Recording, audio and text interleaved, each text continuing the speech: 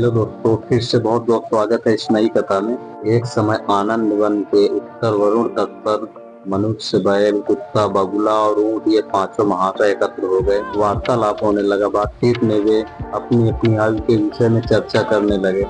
क्रमशः चारों के पूछने पर एक एक ने कहना प्रारंभ किया। पहले मनुष्य ने अपनी आयु 20 वर्ष की बताई और फिर उन चारों ने अपनी उम्र 40-40 वर्ष की कही। अपनी कम उम्र होने के कारण चिंतातुर मनुष्य से अन्य जीवों ने कहा, हे मनुष्य, तुम्हारी उम्र बहुत कम है, पर तुम इसके लिए चिंता मत करो। हम अपनी आयु के 20-20 वर्ष तुमको दे देते हैं। इससे तुम्हारी अवस्था 100 वर्ष की हो जाएगी। मनुष्य ने कहा, आप लोगों की उदारता के लिए धन्यवाद है। आयु जैसी अमूल्य वस्तु देकर आप लोगों ने अपने आत्म त्याग का परिचय दिया है। मैं इसका धन्यवाद आप लोगों की आयु को वापस लौटाता हूँ, क्योंकि जैसे अपना जीवन मुझे प्रिय है ऐसे ही आप लोगों को भी है। यह सुनकर उनमें से बैल और ऊंट बोले, प्रियवर, हम खुशी से यह काम कर रहे हैं। हमारी तो 20 वर्ष की आयु भी काफी है, क्योंकि हम 40 वर्ष भी जीवित रहे तो क्या होगा। हमें तुम्हें आजीवन गुलामी में बिताने हैं।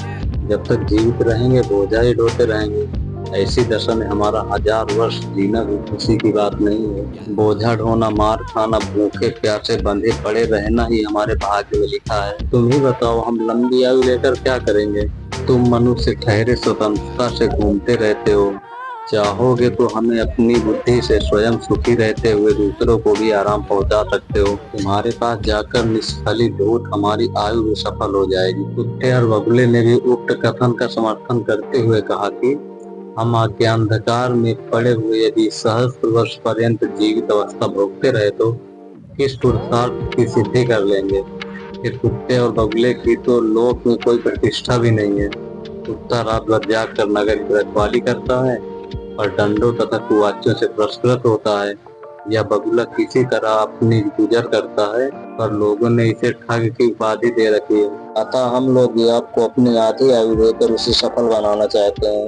सबकी हार्दिक इच्छा देकर मनुष्य ने उनकी आयु ले ली और 100 वर्ष जीने वाला बन गया। उस आयु का उपयोग किस प्रकार होता है, जब तक उसकी अपनी आयु रही, यानी वह 20 वर्ष का रहा, तब तक तो विषय वासना से रहित हो ब्रह्मचर्य आदि, व्रत धारण पूर्वक विद्या अध्ययन आदि उत्तम कार्य करता रहा। इससे सभी को यह आशा हो गई कि महादय मनुष्य कुछ ही दिनों में सोने के हो जाएंगे और जगत का कल्याण संपादन करते हुए सुवर्ण से सुगंध का उपयोग कर देंगे। अनंतर 20 वर्ष के बाद बैल की दी हुई आयु प्रारंभ हुई। मनुष्य विवाहित हो गया, विपद के चतुष्पद चौपाया हो, खूब कमाने खाने और पशुवत क्रीड़ा में मस्त हो गया। मनुष्य रूपेण मृगाक्षरांत के अनुसार मनुष्य बैल की तरह जीवन बिताने लगा। जैसे बैल अपना हितहित विचारने में असमर्थ है, उसी तरह मनुष्य विवाहित जीवन प्राप्त करके खाने कमाने को ही सब कुछ समझकर गृहस्थी का हार ढोने में व्यग्र रहता है। वह परमार्थ को भूल जाता है। उसे यह याद नहीं रहता कि जैसे मनुष्य के लिए खाना, सो जाना आदि व्यवहार आवश्यक है, उसी तरह प्रभु चिंतन तथा धर्म कृत्य भी कम जरूरी नहीं है। इसी तरह से 20 वर्ष भी बीत गए। फिर 40 वर्ष के बाद कुत्ते की दी हुई आयु प्रारंभ हो गई। 2-4 बाल बच्चे पैदा हो गए, बहुएं आ गए, परिवार बढ़ गए, साथ ही अशांति भी बढ़ गई और आवश्यकताएं भी बढ़नी ही चाहिए थी। सभी के आय के साधन सीमित ही होते हैं। सभी कुटुंब के लोगों की जरूरत पूरी करने का जिम्मा इसी के सिर पर पड़ गया। इससे कोई कुछ मांगता है और कोई कुछ चाहता है। इसका कहना मान लिया या जिसकी आवश्यकता पूरी कर दी तो वह पूत पतोह आदि इसे इसलिए धन्यवाद तक नहीं देते थी। इसे तो हमारा कहना करना उचित ही था। बाबा या दादा ने किया क्या, सिर्फ अपना फर्ज अदा किया है, और जिसकी बात न मानी वह नाराज होकर मुंह फुलाए बैठ जाता है। अभिप्राय यह है कि हो तो भी कुछ गिनती में नहीं, ना हो तो भी वैसा ही। इससे गृहाध्यक्ष की वृत्ति झुंझलाने की हो जाती है, स्वभाव चिड़चिड़ा हो जाता है। फिर वह कुत्ते की तरह कभी लड़कों पर खिसिया उठता है, कभी स्त्री पर, कभी बहुओं को काटने दौड़ता है और कभी अन्य नौकर आदि से उलझ जाता है। ज्यादा बेटे और बहुओं के सामने इसके किए तो कुछ होता नहीं है। झूठ इंतजाम अली बना रहता है। विलक्षणता यह है कि कुत्ते की तरह उसी डेहरी पर लात डंडे खाता रहता है। उसे यह विचार नहीं आता है कि कुटुंब में तभी तक हस्तक्षेप करना चाहिए जब उससे संभालने वाले जिम्मेदार लोग ना तैयार हो जाएं। उसे यह याद करना चाहिए कि जैसे मैंने आज तक प्रभु की विभूति समझकर कुटुंब की सेवा की है, अब मुझे उसकी विभूति की चाह ना प्रत्युत की सेवा करनी चाहिए।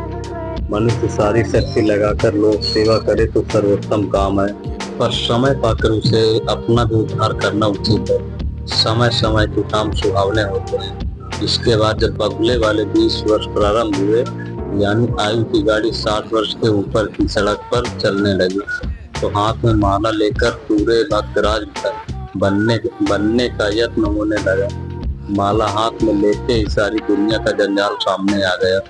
जन्म भर जो पापड़ बेले थे वे मूर्तिमान हो एक के बाद दूसरे सामने खड़े होने लगे। परमात्मा का ध्यान तो कहीं रह गया, जगत की बला दृष्टि गोचर होने लगी।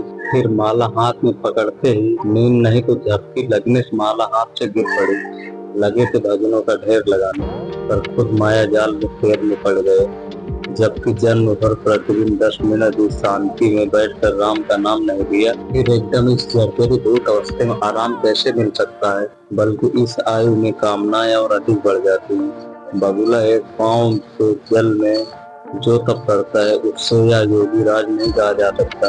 अब वक्त व्रत से उद्धार होना कठिन है, इसका तो पहले से ही अभ्यास करना था। इसके बाद यह ऊंट की जिंदगी यानी 80 वर्ष की आयु के ऊपर पहुंचता है तथा इसकी नाक में नकेल पड़ जाती है, यानी इसको एक आदमी आगे होकर ले चलता है। पीठ अगड़ जाती है, टांगे सूख कर लकड़ी बन जाती है, ऊंची गर्दन करके रास्ता काटता है। प्रपोत्र रथ में पानी लेकर आता होगा, पीठ पर बोझा नहीं ढोया जाता, पर मन पर हृदय पर इस भावना का भार अभी भी लगा रहता है कि मुन्नी की शादी अच्छे घर में मेरे सामने हो जाती तो मुझे संतोष होता। यही मनुष्य की आयु का लेखा है।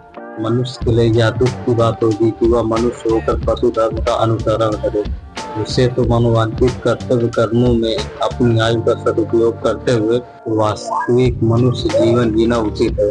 तो दोस्तों, आज की कथा यहीं पे समाप्त होती है। अगर ये कथा आपको पसंद आई तो वीडियो को लाइक कर देना। अगर चैनल पे नए हो तो ऐसे ही कथा सुनने के लिए हमारे YouTube चैनल को सब्सक्राइब कर लेना, साथ ही साथ बेल आइकन क्लिक कर देना। तो दोस्तों, फिर से मिलते हैं एक नई कथा के साथ। तब तक के लिए जय श्री कृष्णा।